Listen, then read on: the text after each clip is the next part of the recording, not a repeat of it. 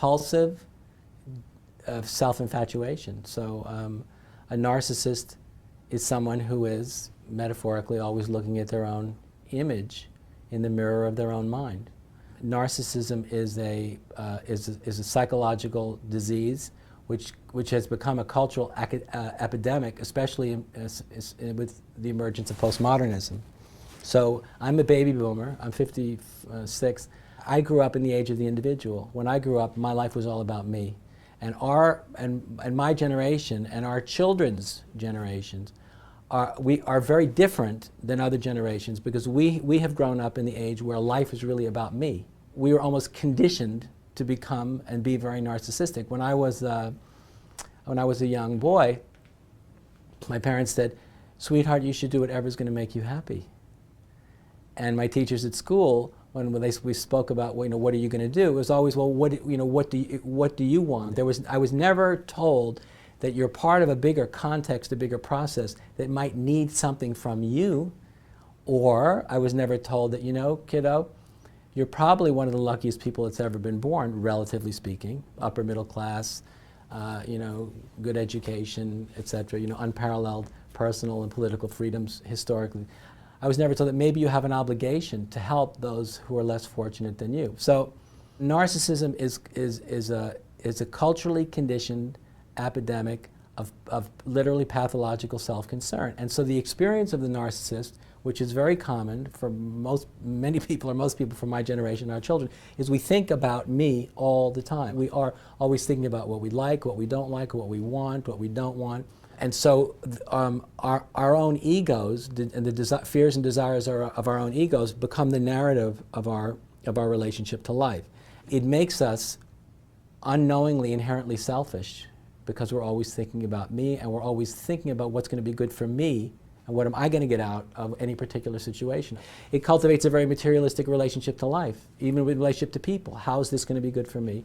And when you awaken beyond this extremely narcissistic merry-go-round, when you awaken beyond it, when you see beyond, experience yourself beyond it, it literally is like coming out of a prison. It's important to understand this is not a personal problem of any particular individual, it's a cultural epidemic. And the only way out of it, in my experience, and I've been working on this with a lot of people for a long time, is that the individual, you or me as individuals, have to become very interested, very inspired to transcend this condition. Otherwise, we're probably just not going to do it, because it becomes an emotional and psychological habit. This self-referencing all the time just becomes habitual. So unless we're very committed to transcending a compulsively narcissistic and self-centered relationship to experience itself, we probably won't do it. Yo, what's good, YouTube? It's your boy, Eli Talks TV. I'm back with another vid. Now today we're going to be talking about narcissism, the epidemic and age of narcissism. Now, this generation, I'm just going to get straight to it. This generation is very narcissistic. This generation is very entitled. Now we're going to talk about the spirit involving entitlement with this generation. A lot of people, and I want to get into zodiac signs as well. I might have to make a whole separate video for that, but I'm going to just explain it in the briefest way possible, in the quickest way possible. I feel like a lot of people, y'all, they base their personalities and their whole lives off of zodiac signs. They let zodiac signs tell them who they are, how they live, who they date, what person they should date, what person they should go about leaving, how to maneuver through life, how to find self-confidence, how to gain the world's viewpoint on how they think of them through zodiac signs. And it's really gotten out of hand. It's really got out of place. It's not something you completely invest yourself into. I get the concept behind zodiac signs. I get it. It's like, it's kind of explaining a little personality of you. You know what I mean? But it's not the whole nine of who you are. But you know, this is the world's way of thinking. This is the world's way of knowledge. That's why you don't get knowledge without God. If you have knowledge without God, you really won't have a focus, a solid little viewpoint on life and how to maneuver through life. Because if you get outside worldly knowledge, the world's knowledge is not facts. You feel me? It's been debunked. It's been proven time after time through scientists, through this Big Bang. Bro, the world's viewpoint on knowledge is not all the way true. It will lead you in a destructive manner, in a destructive pattern of recycled failure. That's all it causes for the average human being is recycled failure. Relationships in 2020 have been recycled failures.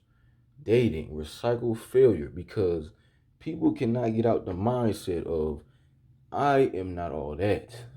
I am not all that. I am not who I pretend to be.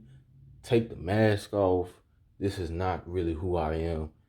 This is really who I am, and I'm just too scared or too ashamed to show you because I've been hurt in the past, or I believe that everyone is connected and ain't shit. That's how these people think nowadays. Now, the whole thing with zodiac, well, not zodiac signs, but narcissism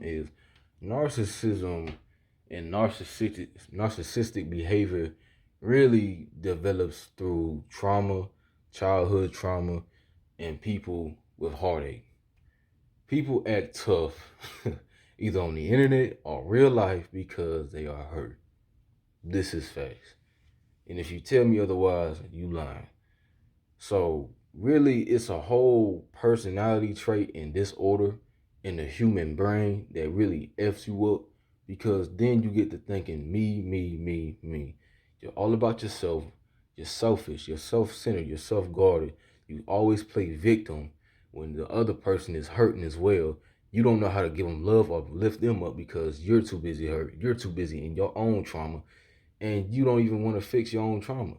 People fix their own trauma by, I'm not trying to, you know what I'm saying, down people who smoke and drink, but or club, but they do it through clubbing, drinking, and smoking.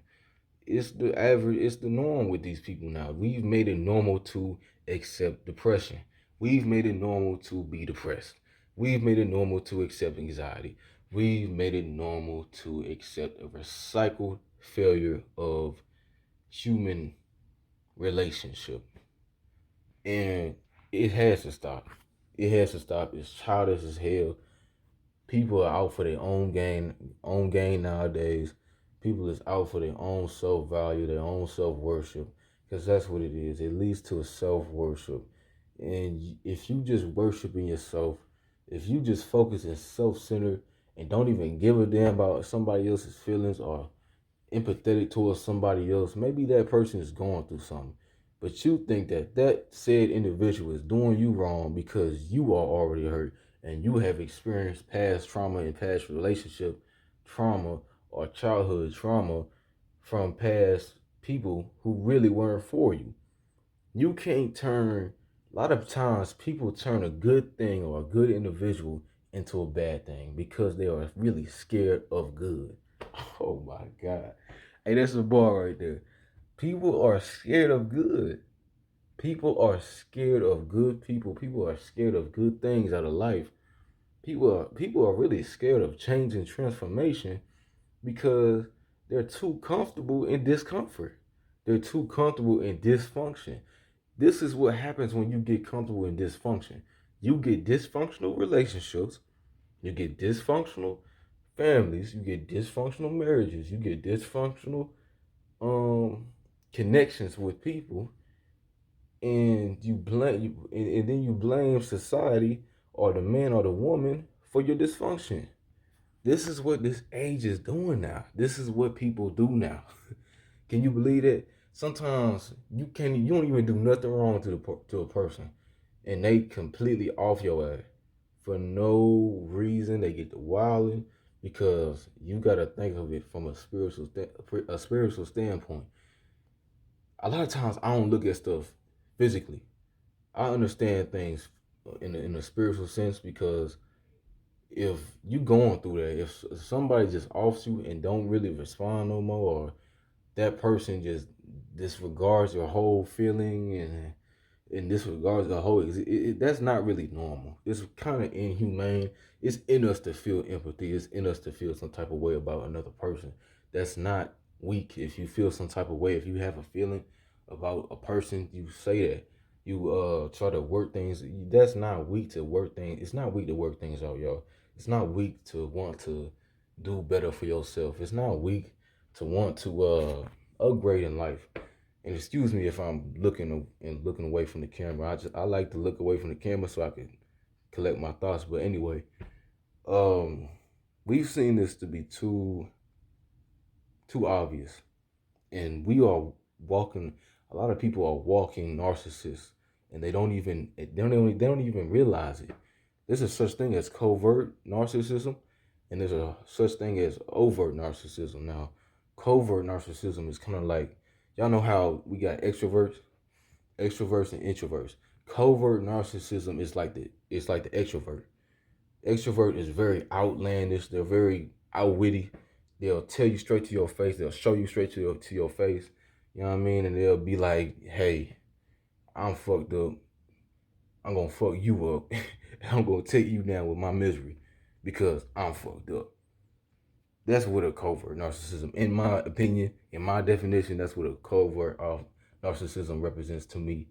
Now, introverted narcissism or narcissist is really hard to go across, but they're very subtle. They're very silent about their narcissism. Introverted narcissists are yeah, an introverted narcissist is very hard to find, but when you come across one, their narcissism is a little bit different, but they all have an end goal to them: control. What they want in return is control of you, control of your feelings, control of your emotions, and they want everything from you, drain you, and then leave you really with nothing. Narcissists don't really know how to give love. This is just facts. They don't really know how to give love like that. You know what I mean? It's like, okay, I've been in too much this and that to even want to give you that. I can't even really give you that in first and foremost because I'm too hurt. But if a person is giving you exceptional love back, you have got to give that back to that person. If not, you're draining that person. So I just want to end it off right there. I just wanted to speak about narcissism because it's really running rampage in my society, in my culture. It's ridiculous, and we are seeing an age and epidemic of narcissism and entitlement. So anyway, y'all, I'm out. Deuces.